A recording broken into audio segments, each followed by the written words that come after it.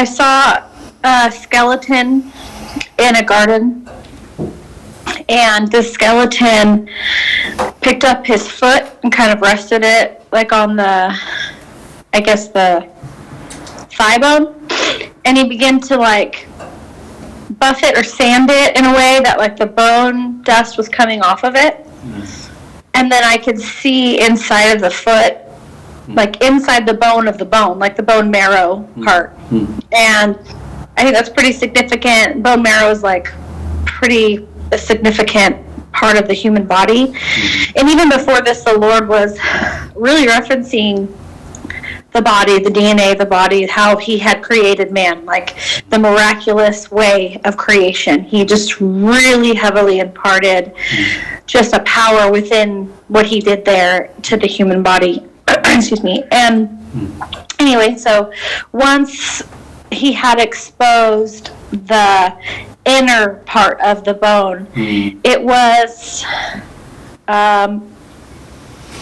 filled with holes. It looked a lot like Swiss cheese or something, but it had many, many compartments. Not sure it was supposed to look like that or not, but then the skeleton took a part of the marrow and with tweezers, and he lifted it up to a heart that was, I believe, in the spirit as much as it was a human heart or the flesh. It was in the spirit because it was there in the spirit. It wasn't connected to anything.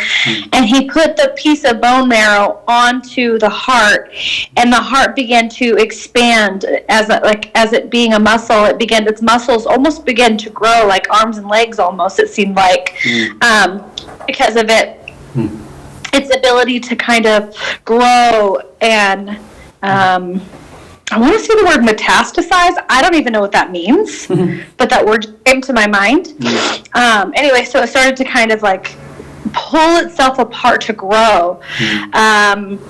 And there was like, it was such a very bright, vivid vision of a heart that it was so real to me that it's hard for me to explain it, because I could see it like, like the veins pulling apart, the flesh pulling apart from the heart to create these arms and legs type parts to the heart that were reaching out and stretching out and growing, and it was just like there was like electricity.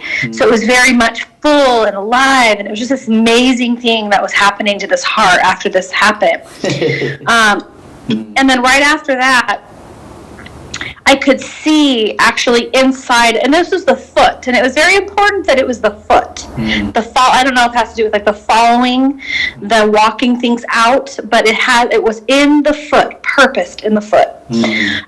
Anyway, and so at this point I was like in the foot, and so I could see inside what was going on inside the foot. And so when I see it, when I'm inside the foot, it looks like little tunnels. The bone is smooth inside, and it's because of all those like craters or whatever it was that was inside this foot. I just saw a bunch of tunnels and stuff, and so I'm looking head on down one of these little areas, and this water starts to like rush out forward, but it wasn't alone in that tunneling out of that place. It had a snake with it. So it was mixed. It had a snake and it had the water. But at some point, the snake turned around to face the water with its mouth open. I don't know if it was a challenge or what. First, it came in with the water, almost like on top of it, sliding in with it. Like there wasn't a separation. They were together. And then the snake at one point turns and faces the water, opens its mouth to, I don't know, cause attack or cause trouble or whatever. And the water just rushes through the snake and tears it apart and kind of goes up in a whirlwind and comes down and crushes its head and destroys the snake, and there's no more snake. Hallelujah. After this part, the vision finished up right before, interestingly enough, I saw this foot after this point begin to take on flesh. So after this happened, the skeleton figure began to take on its flesh, and I could see the foot being made into flesh.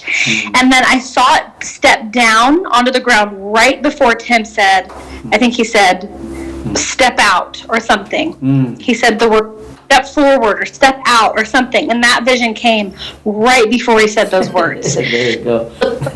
Out in the flesh and began to be fully rejuvenated, regenerated into the flesh. It was covered in royal garments. That was, and I could, the place of the human being was very, I think, joyful and glad, and there was like a respect and an awe and a thankfulness for the garments that it had. Yes. The king is the garment, but they were filled with joy, like dancing before the Lord type of thankfulness for the garment, but just really blessed and in awe that they were able to have that, and that was it.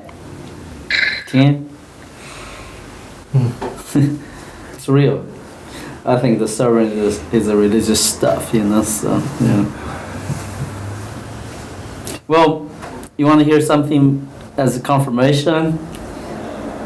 3 days ago, I think a week or so, the Lord said, pray that I'll make your people a footstool for me.